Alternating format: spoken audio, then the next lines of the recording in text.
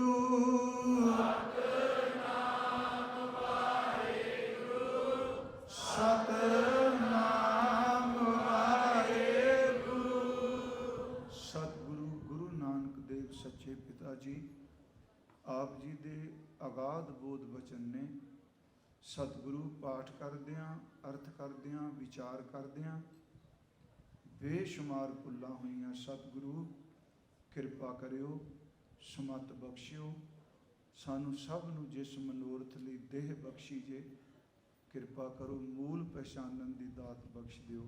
ਵਾਹਿਗੁਰੂ ਜੀ ਕਾ ਖਾਲਸਾ।